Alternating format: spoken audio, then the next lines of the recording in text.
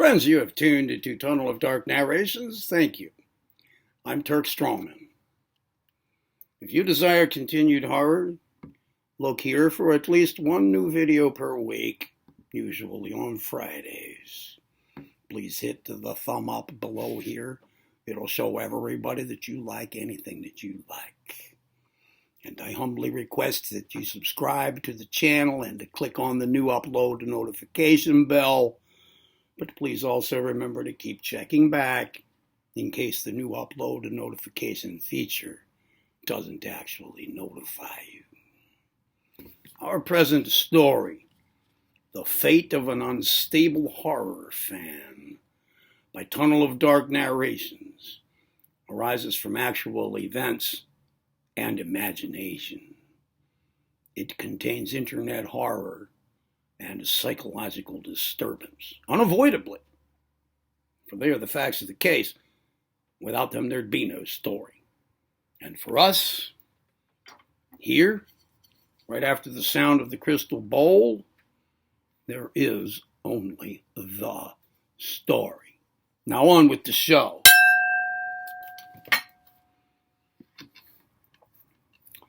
Friends, I have something to report here. It's not a pleasant thing. I almost hate to say anything about it to you. But I've decided I should let you know. It has to do with this channel. And my stories, some of which are totally true, and some of which are only partially true, and others which just aren't true at all. But no matter what, they're just stories. Horror stories. Narrated on a horror story narration channel. I created this channel, Tunnel of Dark Narrations, not long after I submitted a true horror story called The Black Smoke to another channel here on YouTube called Missing Persons and Mysteries. The story got accepted and narrated over there in that channel in a video called Strange Stories and Unexplained Encounters with Cryptids and the Paranormal, number 11. After that, the channel's narrator and I kept in contact with one another because I had directed him to check out my currently existing channel called Tone Freak Bass Experience, which still exists, but this one didn't yet, obviously. Over there on Tone Freak Bass Experience, I post videos of me playing my electric bass live and creating with it a lot of sound effects, many of which would go well in horror movies. I had also posted a few characterizations, story characterizations and narrations. Well, he liked all of what he saw and heard. And eventually he came to suggest that I create this channel, which of course I then did. Meanwhile, I kept checking back to his channel, partially to read comments written by viewers about my story, The Black Smoke. About half of these comments were really positive, saying things like, "Wow, what a story, kept me on the edge of my seat. How can I contact this author, Turk?" The other half of the comments were the opposite, accusing me of being schizophrenic or on drugs, or writing a bunch of BS, or that saying that my writing is awful and I ramble too much. One even indicated that if this is the sort of drivel and lies the channel is moving toward posting, well, what a shame, because with the exception of this story, The Black Smoke, the channel is great, and it would be such a loss if this kind of trash were to become a trend. Another one said that the story seemed like a childish attempt to write a short story. And another one indicated all manner of reasons why it's so obviously a bunch of made-up stuff. And the comment went into detail over everything in the story that makes it so obviously fake. How that this and that just don't add up, and that nobody could possibly remember all the details in the story like that after some 40 years had passed since when the events in it were said to have happened. Some of these comments, well, yeah, all made under the umbrella of everybody having the right to his or her own opinion. Some of them seemed just as far-fetched as the events in the story itself, which, again, are all true. and are reported in the story just as they actually happened, and in the sequence in which they all actually happened. I have told that story over and over since the events took place. I even ran into one of the people who was there with me when the events happened. Ran into her about 10 years ago, and we went over the whole thing in detail with each other for the sake of nostalgia. The events are so outrageous in the story. I fail to understand how anybody could forget them when they actually happened, since they actually happened. It really is a story that needed to be made public.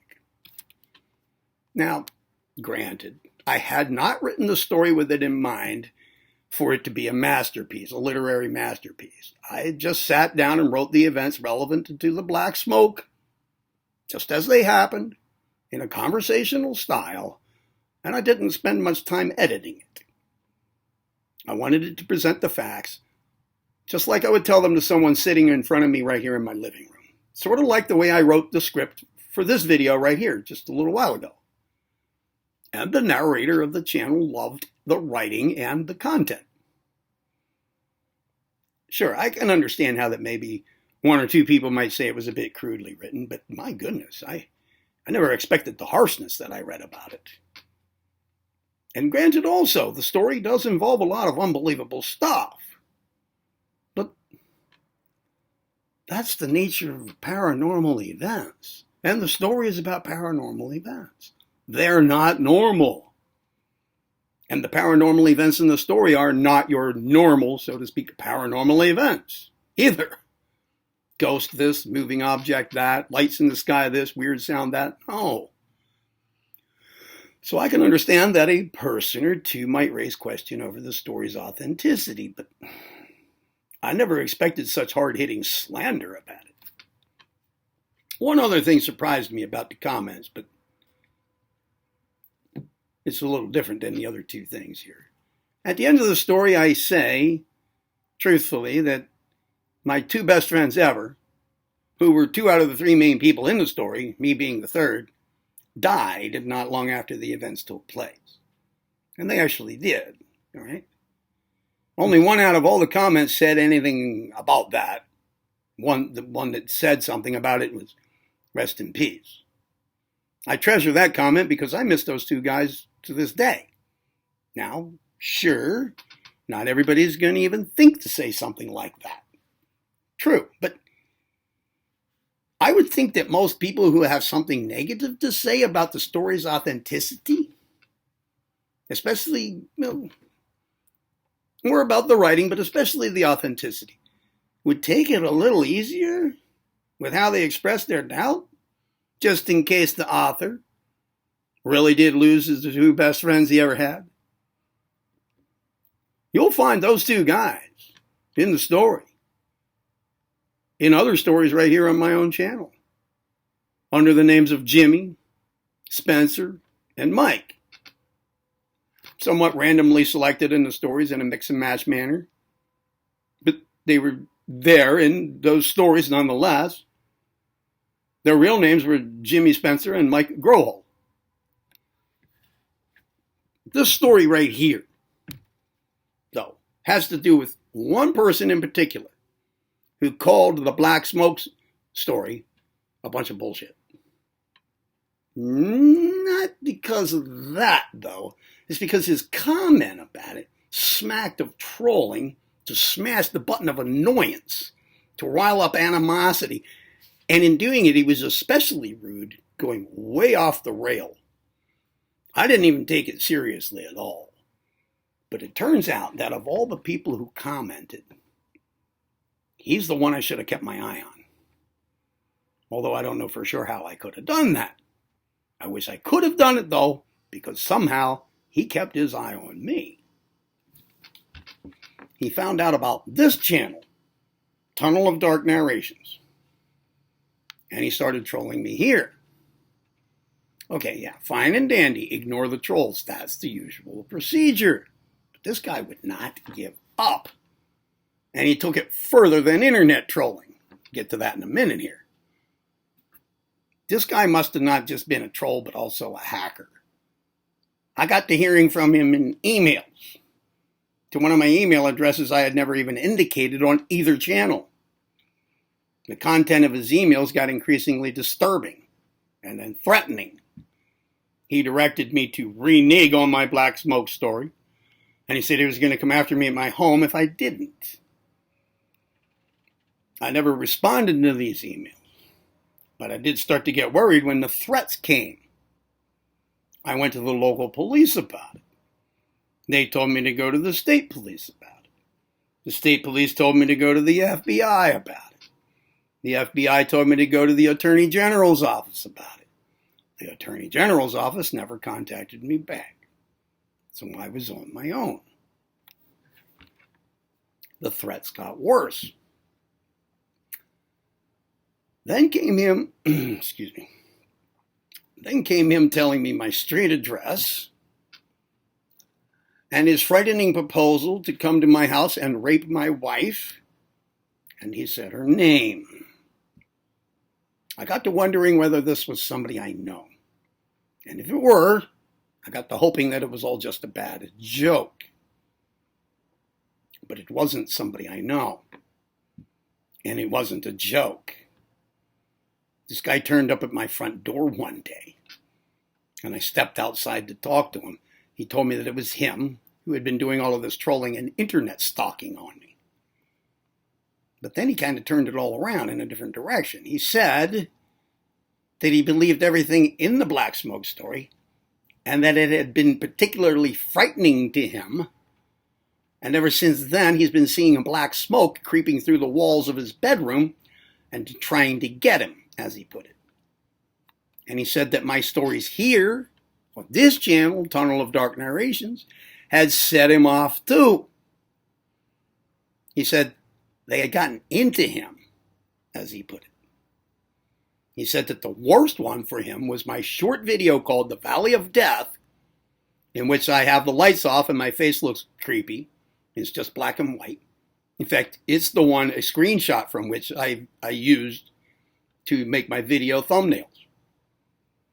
He said it scared him so bad that now he saw my face in the dark. He'd see my face in the dark when he would try to go to sleep, and then that's when the black smoke would start rolling in to get him. And he said he went to a therapist about this, and the therapist sent him to a psychiatrist who gave him some kind of psych medication. I don't remember which one he said. The psych medication, he said, messed him up even more. He got to hallucinating hands coming out of the walls of his bedroom, made out of black smoke, wrapping around him and trying to pull him straight through his wall by the bed. He said his terror mounted to such a high point that once he snapped completely and ran outside with no clothes on in the night, went from neighbor to neighbor's place, screaming for help and beating on their doors. Police had shown up and took him to jail, but he got released back into the care of his therapist. And he went on that now the best he can think of to do was get more involved in my stories. He said he believed everything in them, and now he wants to be my friend and help me to fend off evil because, as he said, we can't let this stuff keep happening to us. I told him nothing's happening to me, and that some of my stories aren't even true, and that some are only partially true, but even the ones that are all true are about past events, and nothing's bothering me. I said, what's going on in my life here is a simple thing. I have one YouTube channel in which I post horror movie type sound effects made only with a bass guitar. And I have this other one for horror story narrations because I'm pretty good at it and because people like horror stories for some reason. I said there's nothing more to any of it than that. But he persisted. He kept coming back when I least expected it. The more I tried to get rid of him, for a whole shitload of reasons, the more aggressive he got. He said he's my biggest fan, and that he listens to my stories after he puts himself into a trance, and that he tries to conjure them up or invoke them or evoke them into his memory, everything in my stories, so that he will believe that they happened to him. And he said, it's been working. And now he has mastered not only control over his own mind, but also over the forces of good and evil. And he has now taken up studying occult philosophy and performing magic rituals, all because of my stories. And he pleaded with me to join his, what he calls, the Puritanical Society of Columbia, of which he is currently the only member so far. I asked him why Columbia. He said he didn't know for sure.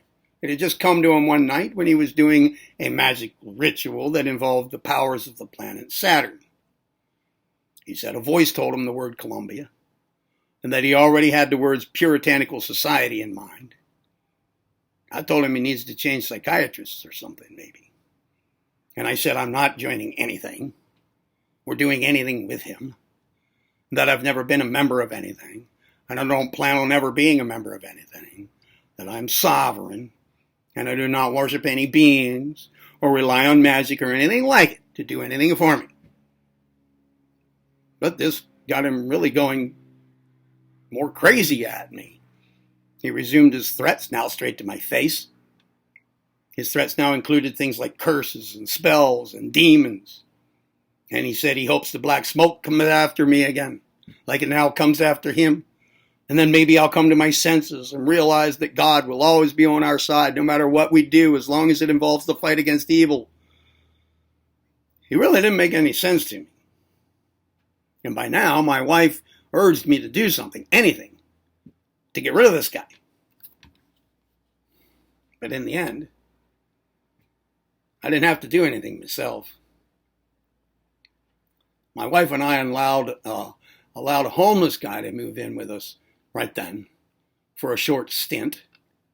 This homeless guy had been an E6 Marine and had done 2 tours in Afghanistan, and he had just recently also lost his son over there.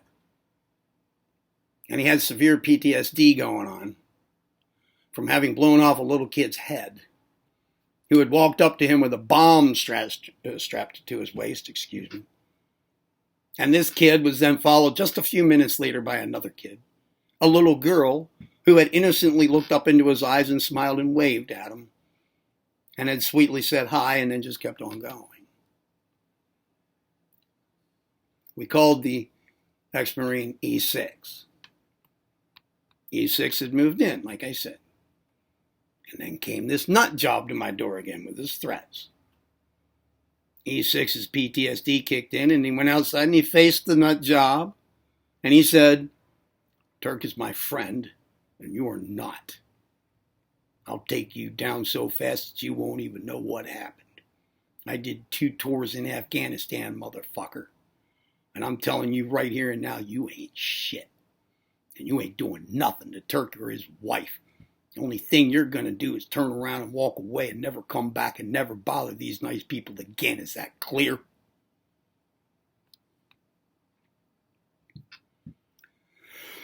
This is the part I wasn't even sure I should tell you about.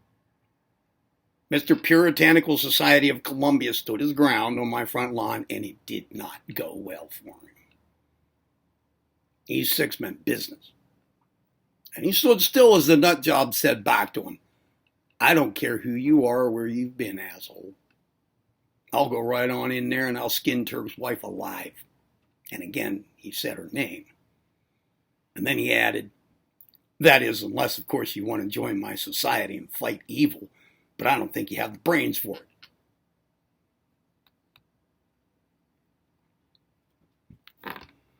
E6 went ballistic on the guy. My wife and I watched as he tore this guy apart. He had taken out with him one of my large knives. And I mean, he did not stop on this guy until this guy was a pile of flesh and blood all over my porch and grass. His screams had alerted one of my neighbors who called the police. They came, and then other first responders came, and E6 got taken off to prison. My wife and I, we hired up a cleanup service to come and make everything look like it used to look outside. We're not going to be getting over all this for quite a while, I tell you. He's 6, got a pretty long sentence.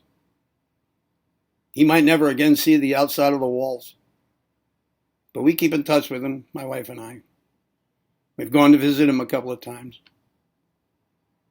We are appreciative of his show of appreciation for what we'd done for him, letting him stay at our place for a little while after the loss of his son in Afghanistan. We wish he hadn't gone as far in showing his appreciation as he did.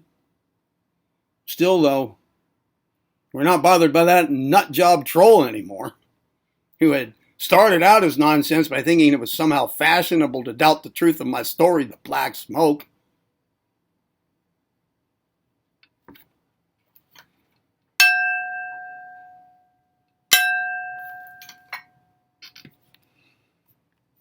Thanks for listening to The Fate of an Unstable Horror Fan, friends. I hope that you enjoyed the story and that you felt the horror that it depicts, both fictionally and non-fictionally. I would really appreciate it if you give the story a big thumb up below the video here, and I welcome your comments further down. I just ask that when writing your comments, you keep an open mind and respect others. If you like this channel, feel free to support it by subscribing to it. And please always check back for weekly uploads. Lastly now, amid the noisy, confusing haste of this old world, its ghostly shadows of the past, and its vague uncertainties about the future, strive to stay alive, to be well, and to find peace in your restless souls. I'm Turk Strongman. Thank you for turning to Tunnel of Dark Narrations.